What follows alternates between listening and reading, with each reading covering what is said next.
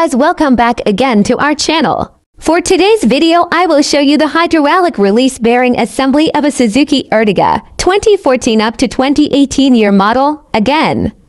This type of a hydraulic release bearing cannot be repaired once the clutch fluid is leaking. This is the new generation type of a hydraulic release bearing that is located and installed inside the transmission. Once clutch fluid leaks, then the repair procedure would be clutch pulled down. Here is the part number. And here is your release bearing of a Suzuki Ertiga.